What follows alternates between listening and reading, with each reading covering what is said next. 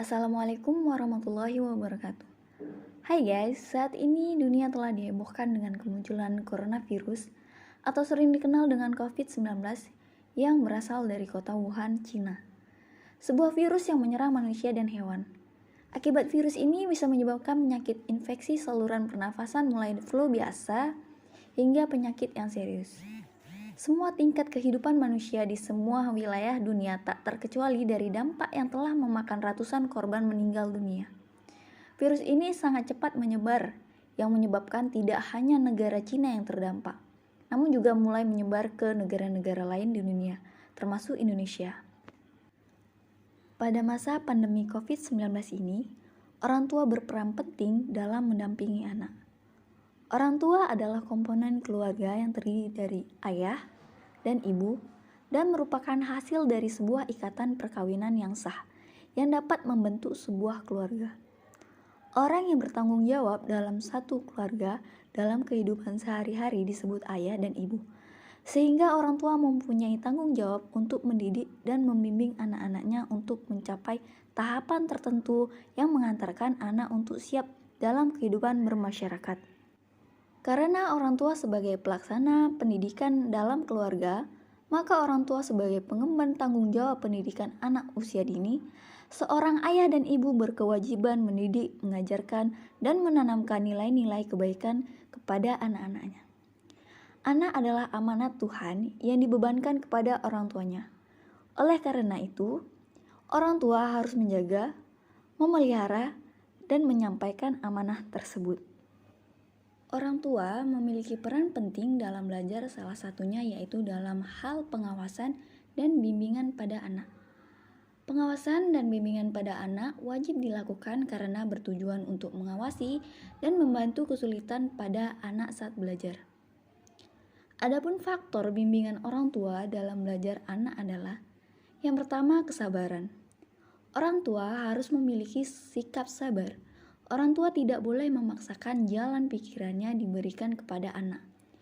Adanya pemaksaan kehendak ini justru membuat suasana menjadi tegang, sehingga suasana belajar tidak menyenangkan. Lalu yang kedua, bijaksana. Orang tua harus mempunyai sikap bijaksana dalam membimbing anak belajar.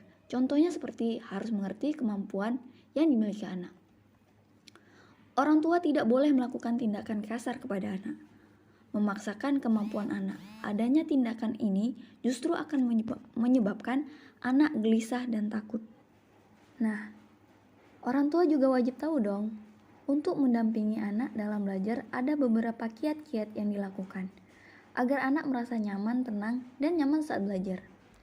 Cara yang dilakukan yaitu memahami bagaimana gaya belajar anak. Pemahaman mengenai gaya belajar ini diharapkan mampu memudahkan siswa dalam belajar. Penggunaan gaya belajar yang tepat dapat membuat anak nyaman belajar dan tidak akan merasa terpaksa dalam melakukan belajar. Kiat selanjutnya yang dapat digunakan orang tua untuk mendampingi anak belajar yaitu menyiapkan lingkungan belajar bagi anak. Lingkungan yang nyaman, aman akan membuat anak betah dalam melakukan belajar. Orang tua dalam metode pembelajaran dapat mengajari anak menyanyi, menari, bisa juga membaca puisi. Guru juga bisa diberikan laporan dalam bentuk foto atau video tentang metode-metode yang dilakukan oleh orang tua dalam membimbing anak di rumah. Anak juga tidak bosan dan senang dalam belajar, begitupun juga dengan orang tua dan guru. Dalam pembelajaran daring era COVID ini, peran orang tua menjadi bertambah. Salah satunya, memberikan edukasi kepada anak tentang pandemi. Orang tua diharapkan mampu memberikan edukasi pada anak. Edukasi tersebut yaitu membekali anak tentang informasi yang mudah dimengerti mengenai COVID-19. Usahakan anak bisa mengerti bagaimana cara sederhana untuk mencegah penularan COVID-19. Orang tua dalam metode pembelajaran dapat mengajari anak menyanyi, menari, bisa juga membaca puisi. Guru juga bisa diberikan laporan dalam bentuk foto atau video tentang metode-metode yang dilakukan orang tua dalam membimbing anaknya di rumah. Anak juga tidak bosan dan akan senang dalam belajar, begitupun juga dengan orang tua dan guru. Nah, dalam pembelajaran daring era COVID-19 ini, peran orang tua menjadi bertambah. Salah satunya yaitu memberikan edukasi kepada anak tentang pandemi. Orang tua diharapkan mampu memberikan edukasi pada anak. Apakah edukasinya?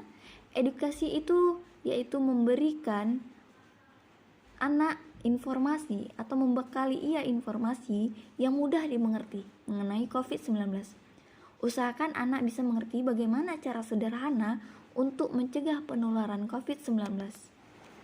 Adapun contoh yang dapat diterapkan seperti mencuci tangan dengan benar, menggunakan masker, dan menjaga jarak. Pembelajaran secara daring ini juga membuktikan bahwa orang tualah yang seharusnya berperan aktif dalam pendidikan anaknya. Maka dari itu, orang tua dapat disebut sebagai madrasah pertama bagi anaknya. Selain memberikan edukasi tentang COVID-19, orang tua juga harus mengawasi pembelajaran daring anaknya agar hasil yang diperoleh bisa maksimal. Bukan hanya anak saja ya yang harus disiplin, orang tua juga harus disiplin. Penerapan disiplin pada anak ini dilakukan sesuai dengan kebiasaan rutinitas pada anak saat bersekolah. Setelah itu, lakukan kegiatan belajar pada anak sesuai dengan jadwal pelajaran seperti di sekolah. Dan diselingi istirahat agar anak tidak merasa bosan belajar. Adapun tujuan dari disiplin ini agar anak mempunyai kebiasaan tepat waktu dalam melaksanakan tanggung jawab dengan tugas sekolahnya. Jadi meskipun di rumah, anak tetap mengerjakan tugasnya dengan baik. Diana Baumrin memperkenalkan pola pengasuhan dalam 3 bentuk. Yang pertama, autoritarian, yaitu orang tua yang menerapkan pola asuh otoriter, memiliki ciri membatasi anak, berorientasi pada hukuman, sangat jarang memberikan pujian. Dalam pengasuhan ini, orang tua berusaha membentuk, mengendalikan, serta mengevaluasi tindakan anak sesuai dengan kehendak orang tua.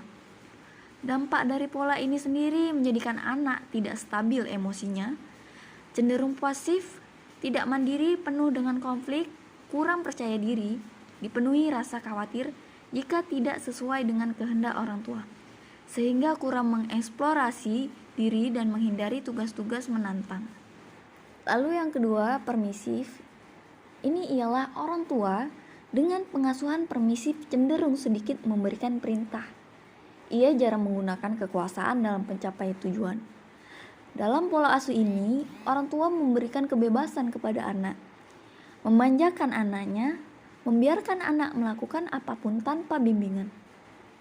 Lalu apa akibatnya? Akibat dari pengasuhan permisif ini, anak cenderung menjadi pribadi agresif dan impulsif karena memiliki kebebasan berlebihan. Selain itu, anak menjadi pencemas karena bingung apa yang harus dilakukan dan apakah dia sudah melakukan sesuatu yang benar. Dan yang terakhir adalah autoritatif.